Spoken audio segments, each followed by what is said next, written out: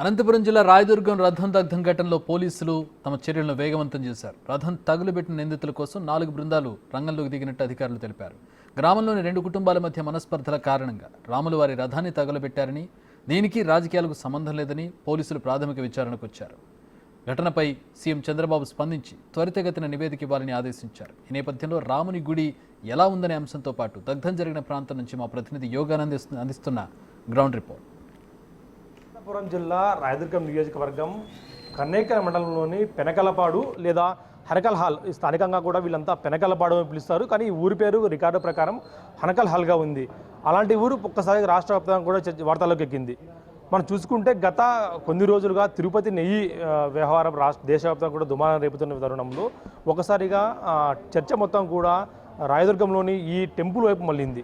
ఎందుకంటే గత రాత్రి అర్ధరాత్రి 12 నుంచి 1 గంట సమయంలో రథాన్ని ఇక్కడ కొంతమంది దుండగులు తగలబెట్టడంతో ఒకసారిగా కూడా ఈ టెంపుల్ అంతా కూడా వార్తల్లోకి ఎక్కి దీని చుట్టూ కూడా పెద్ద రాజకీయం అనుకునే విధంగా తయారైంది.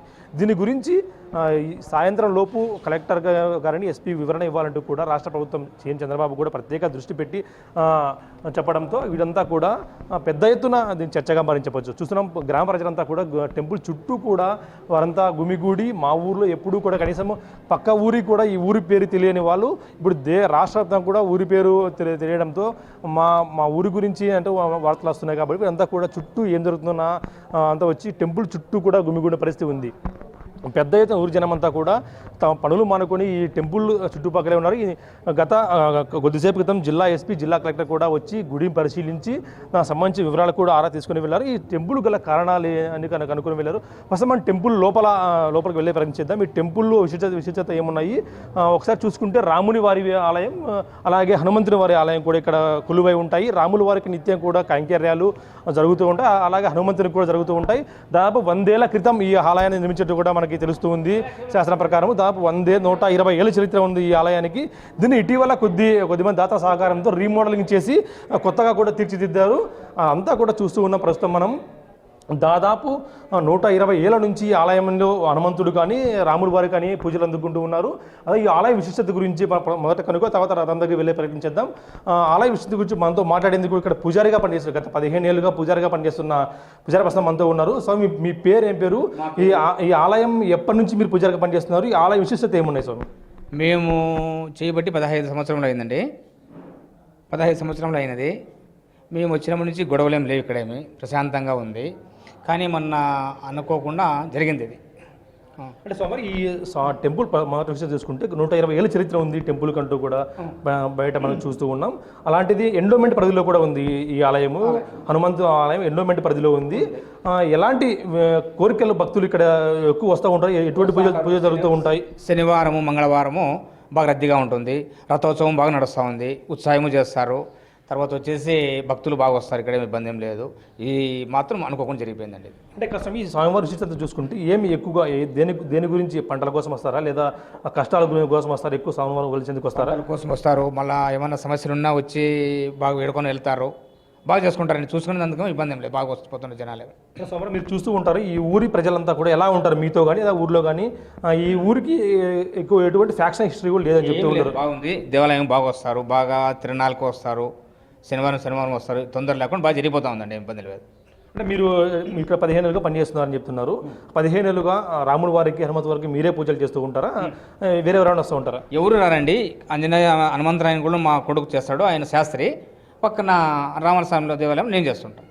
చూస్తున్నాం, హనుమంతుడు ఎంతో కళగా కూడా రాతి విగ్రహం మీద చెక్కిన హనుమంతుడు కావడంతో ఎంతో భక్తులు పెద్ద ఎత్తున ఈ గుడికి దర్శించుకునేందుకు వస్తూ ఉంటారు. కాబట్టి ఒక ఎండోమెంట్ పరిధిలో గత కొన్నేళ్ల నుంచి ఎండోమెంట్ పరిధిలో ఉందని కూడా 1989 యాక్ట్ ప్రకారం ఈ టెంపుల్ని ఎండోమెంట్ పరిధిలో తీసుకొచ్చారు. అలాగే దీని పక్కనే హనుమంతుని ఆలయం పక్కనే శ్రీరాములు విగ్రహాలు కూడా ఉంటాయి, అక్కడ కూడా పూజలు నిర్వహిస్తూ ఉంటారు. కానీ ఆ ఆలయం మాత్రం ప్రైవేటు వ్యక్తుల ఆధీనంలో ఉంది. దీన్ని ప్రైవేట్ వ్యక్తులు అంటే ఊరి పెద్దల సహకారంతో కూడా ఈ ఆలయాన్ని నడుపుతూ ఉంటారు, కైంకర్యాలు చేస్తూ ఉంటారు. కేవలం హనుమంతునికి ఆలయం మాత్రమే ఇక్కడ ఎండోమెంట్ పరిధిలోకి వస్తుంది. కాబట్టి దాని గవర్నమెంట్కి సంబంధించిన శాలరీస్ అన్ని కూడా వాళ్ళు చూసుకుంటూ ఉంటారు. మిగతాది ఒకసారి రాముని వారి ఆలయంలోకి వెళ్ళే ప్రయత్నించేద్దాం. రాముని వారి ఆలయం కూడా ఇక్కడ ఊరి ప్రజల సహకారంతో ఎంత కూడా నడుస్తూ ఉంటుంది. ప్రస్తుతం మనం చూస్తూ ఉంటే సుంకులమ్మ తల్లి టెంపుల్ అనే ఒక గ్రామ దేవత కూడా ఇక్కడే ఉంటుంది. ఊరిని అనుకొని రాముల వారి గుడిని అనుకొని కేవలం ఒక 10 అడుగుల దూరంలోనే మరొక టెంపుల్ కూడా సొంకలమ్మ తల్లి దేవాలయం ఉంటుంది. అలాగే ఈ చుట్టుపక్కలన్నీ కూడా టెంపుల్స్ ఎక్కువగా ఉన్నాయి. అలాంటి చోట ఒక రాములవారి టెంపుల్ ప్రస్తుతం మనం వెళ్ళి ప్రయత్నించేద్దాం. రాములవారి టెంపుల్ కూడా చూస్తూ ఉన్నాం. కైంకర్యాలు వారే చేస్తూ కూడా ఇద్దరు కూడా తండ్రి కుమారుడి కైంకర్యాలు చేస్తూ ఉంటారు. ఈ ఊరి ప్రజల నమ్మకమైన రాములు వారు హనుమంతుల వారితో ఈ ఊరు కూడా సుభిక్షంగా ఉండేదంటూ కూడా స్వామివారు చెప్తున్న పరిస్థితి ఉంది. ఇక్కడే ఉదయం సాయంత్రం కూడా 2 పూట్ల వీళ్ళు పూజలు నిర్వహిస్తూ ఉంటారు. కానీ ఒక అనుకోకుండా జరిగిన సంఘటన మాత్రం ఈ ఊరిని వార్తల్లోకి ఎక్కేలా చేసింది. గత అర్ధరాత్రి పూట కొంతమంది దుండగులు ఈ రథానికి కూడా పూర్తి స్థాయిలో కూడా తగలబెట్టే ప్రయత్నించారు. కాకపోతే ఆ టైంలో ఉన్న కొంతమంది అక్కడ ఊరి వారు చేరుకొని దాన్ని ఆర్పివేసే ప్రయత్నించారు. అప్పటికే రథం సగం కాలిపోయి ఉండటంతో కూడా ఊరికంతా ఒక నిశ్శబ్ద వాతావరణం అలుముకుని చెప్పొచ్చు. సో మనం రథం దగ్గరికి వెళ్ళే ప్రయత్నించారు. రథంలో ఎలా ఉంది, రథం పరిస్థితి ఏముంది, ఎలా ఉంది అనేది ఇప్పుడు కూడా చూసే ప్రయత్నం చేద్దాము. ఎందుకంటే ఈ రథం పూర్తిగా కూడా కాలిపోయిన పరిస్థితి ఉంది. ఈ రథాన్ని గత 3 ఏళ్ల క్రితం చేసినట్లు కూడా మనకు చెప్తూ ఉన్నారు. 2022లో ఈ రథాన్ని ఇక్కడ గ్రామంలోని కొంతమంది వ్యక్తులు తయారు చేసి స్వామివారి గిఫ్ట్గా చెల్లుతున్నది చూస్తున్నాం మనం. గత రాత్రి దుండగుల చేతిలో కాలిపోయిన రథాన్ని మనం చూస్తూ ఉన్నాం. ఈ రథమే ఊరి ప్రజలందరినీ కూడా ఊరిలో ఏ కంకిరా జరిగిన శ్రీరామనవమి రోజు చుట్టూ ఊరంతా కూడా ఈ రథంలోనే స్వామివారి విగ్రహాలను పెట్టుకొని ఊరేగించేవారు. అలాంటి విగ్రహం ఎంతో అందంగా కూడా చెక్కిన పరిస్థితి ఉంది చూస్తున్నాం. ఎంతో అందంగా కూడా బొమ్మలు శ్రీరాముని కానీ లేదా ఆంజనేయ స్వామి కానీ విగ్రహాలు కూడా పూర్తిస్థాయిలో పెద్ద ఎత్తున ఎంతో అందంగా కూడా చెక్కిన పరిస్థితి ఉంది. ఈ రథంలో శ్రీరామనవమికి ఒకరోజు మొత్తం అంతా కూడా రథం అంతా కూడా ఊరికి చుట్టేసుకుని వచ్చి వారి కష్టాలు కూడా చూసే విధంగా కూడా, అంటే దేవుడు బయటకు వస్తేనే ఉత్సవ విగ్రహాలు బయటకు వచ్చి ప్రజల కష్టాలు చూసేందుకు అంటారు కాబట్టి దానికి సంబంధించినవన్నీ కూడా చూస్తూ ఉన్నాం. దానికి రథం పైకి భుజాలు ఎక్కేందుకు కూడా నిచ్చెనలు కూడా ఏర్పాటు చేసి ఉంచారు. ఈ విధంగా కూడా దీన్ని మనుషులు లాగే విధంగా కూడా ఏర్పాటు చేసి ఉంచారు చూస్తున్నాం మనం. ఇవన్నీ కూడా బొగ్గ అయిపోయిన పరిస్థితి ఉన్నది. అంటే రాష్ట్రంలో జరుగుతున్న ఇప్పటికే తిరుపతి నెయ్యి వ్యవహారం దేశవ్యాప్తంగా కుదిపేస్తుంటే మరొకసారి ఈ రథాల అంశం గతంలో 3 ఏళ్ల క్రితం వైసీపీ హయాంలో కూడా ఇదే విధంగా రథాలు తగలబెట్టడం అనే టాపిక్ పెద్ద ఎత్తున చర్చనీయాంశమైంది. మరొకసారి ఈ విధంగా కూడా జరగడంతో సీఎం చంద్రబాబు ప్రత్యేక దృష్టి సారించి ఇలాంటి ఘటనలు జరగకుండా కూడా జిల్లా కలెక్టర్ కానీ జిల్లా ఎస్పీని కానీ ప్రత్యేక దృష్టి ఊరికి పంపించి అసలు ఏం జరిగింది ఇక్కడ, ఏంటి కారణము అన్న విషయాలు కూడా కనుక్కొని నివేదిక ఇవ్వాలంటూ కూడా కోరడంతో జిల్లా కలెక్టర్ కానీ జిల్లా ఎస్పీ కూడా వచ్చి పరిశీలించి నివేదిక తయారు చేసి పనిలో పడ్డారు. కొంతమంది ఉన్నారు అసలు మాట్లాడే ప్రయత్నం ఈ రథం ఎలా ఉంటుంది అనేది కూడా, అంటే ఈ రథాన్ని ఎప్పుడు తయారు చేశారు అనేది ఒకసారి మాట్లాడే ప్రయత్నం చేద్దాము. మీరంతా ఎప్పుడు ఈ రథం తయారు చేసి చెప్పండి. ఈ రథం ఎప్పుడు తయారు చేశారు? మాది వేరే ఊరు వచ్చాము. బాగా జరుగుతుంటుందా? బాగా జరుగుతుంది, ఏమనగా జరుగుతుంది సార్, బాగా జరుగుతుంది. ఈ టెంపుల్ చూసారా మీరు? ఈ టెంపుల్కి వచ్చినాను 2 సార్లు. చెప్పుకుంటారు దేవుళ్ళకి అంతా చెప్పుకుంటాము, అంత బాగా జరుగుతుంది, అంత బాగుంది. కానీ ఇంత దురదృష్టంగా జరిగింది ఎప్పుడు చూడలేదు. మీ కళ్ళ ఎప్పుడు లేదు? ఎప్పుడు లేదు, ఫస్ట్ టైం ఇది. బాగా జరుగుతుంది. బాబు కష్టపడి వాళ్ళు ఏదో సొంతంగా ఊరి చేపించి బాగా చేసినారు. ఊరికి బాగుండాలా, శాశ్వతంగా ఉండాలా, డబ్బు ఇచ్చినా ఏముండదు కానీ శాశ్వతంగా ఉండాలని చేసినారు. కానీ ఇంత దుర్మార్గం పడింది జరిగింది. అంటే మీరు ఇప్పుడు వచ్చి చూస్తూ ఉంటారు, బాగా జరుగుతుంటుందా? బాగా జరుగుతుంది. నేను వచ్చి 2 ఏళ్ళు సార్, నేను 2 ఏళ్ళు రథం లాగుతుంటారు మీరు కూడా? రథం లాగుతాను.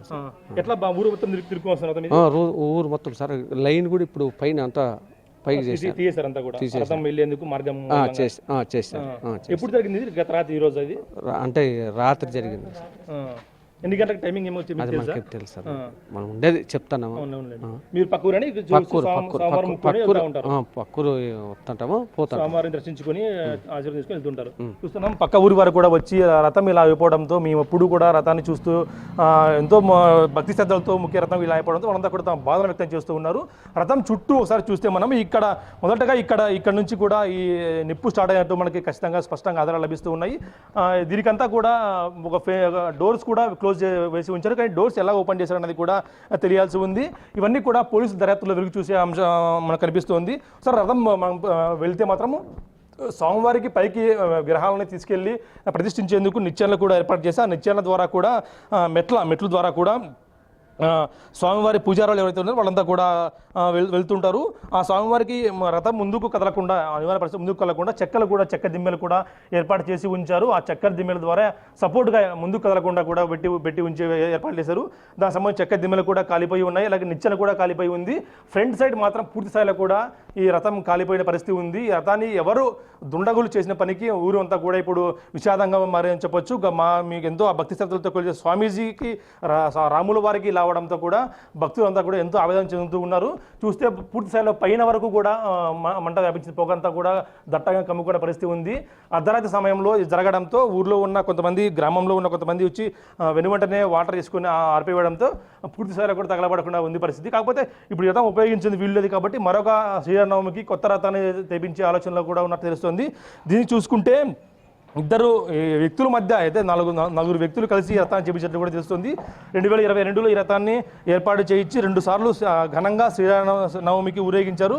ఈసారి కూడా అలా ఊరేగించే సమయంలోనే ఈ విధంగా జరగడంతో ఇద్దరు వ్యక్తులు ఊరిలో ఉన్న మనస్పర్ధల కారణంగా వారిద్దరు కూడా బంధువులుగా చెప్తున్నారు, దాయాదులుగా చెప్తున్నారు. వారిద్దరు కూడా నలుగురు కూడా కలిసి రథాన్ని ఏర్పాటు చేయించారు.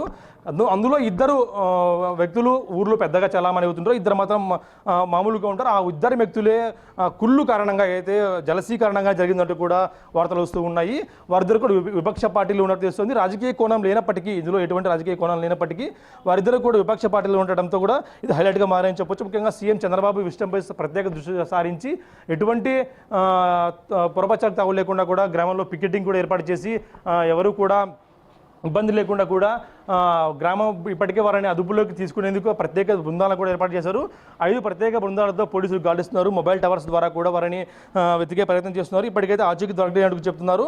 ఎవరైనా సరే ఈ గ్రామంలో ఇలాంటి చర్యలకు పాల్పడితే కఠిన చర్యలు తీసుకుంటామంటూ కూడా ఎస్పీ బిగ్ టీవీతో మాట్లాడుతూ స్వయంగా చెప్పారు. అందులోనూ ఇప్పటికే జిల్లాలోని అనేక టెంపుల్స్ వద్ద కూడా సీసీ కెమెరాలు బిగించే విషయంలో కూడా, సీసీ కెమెరాలు ఫిట్టింగ్ చేసే విషయంలో కూడా ఉన్నట్లు తెలుస్తోంది. ఇక ముందు ఇలాంటి సంఘటనలు జరగకుండా, రథంలో కానీ టెంపుల్స్ కానీ ఎటువంటి ఇబ్బందులు జరగకుండా వారంతా సీసీ కెమెరాలు పర్యవేక్షించే విధంగా కూడా ఏర్పాట్లు చేస్తున్నట్టు ఎస్పీ తెలిపారు. ఈ రథాన్ని చూసుకుంటే 2 ఏళ్ల క్రితం చేపించినప్పటికీ ఎంతో అందంగా కూడా, ఎంతో ఇంటీరియర్ మనము ఇంట్లో ఏ విధంగా ఉంటాం అంతకంటే మంచిగా కూడా రథం ఉంది చూస్తున్నాం మనం. ఈ విధంగా కూడా ఎక్కడ జిల్లాలో జరగకుండా, మరొకసారి జరగకుండా అన్ని చోట్ల ప్రధాన ఆలయాలు లేదా క్రిటికల్ ఏరియాస్ ఏవైతే ఉంటాయో ఆ ఊరిలో, ఆ గ్రామాల్లో పూర్తి స్థాయిలో కూడా సీసీ కెమెరా ఏర్పాటు చేసి ఎవరు కూడా నిగానే నుంచి దాటిపోయే విధంగా లేకుండా ఏర్పాటు చేస్తామంటూ కూడా జిల్లా ఎస్పీ తెలిపారు. ఈ టెంపుల్కి సీసీ కెమెరాలు లేకపోవడంతోనే దీంట్లో దురదృష్టకర సంఘటన జరిగిందని చెప్తున్నారు. వారిని పట్టుకునేందుకు, ఎవరైతే రథాన్ని మంటల్లో కాల్చివేశారో వారిని పట్టుకునేందుకు పోలీసులు ప్రత్యేక బలగాలు కూడా రంగంలోకి దిగాయి. మరి కాసేపట్లో లేదా రేపు వారిని అరెస్ట్ చేసే అవకాశం ఉందంటూ కూడా వార్తలు వస్తున్నాయి. ఇప్పటికే అధికారులు కానీ ఎమ్మెల్యేలు కూడా అంతా కూడా ఇప్పుడు పరిశీలించారు. దాన్ని పరిశీలించి అంతా కూడా సాయంత్రానికి సీఎం చంద్రబాబుకు దీన్ని నివేదిక ఇచ్చే విధంగా కూడా చర్యలు తీసుకుంటున్నారు.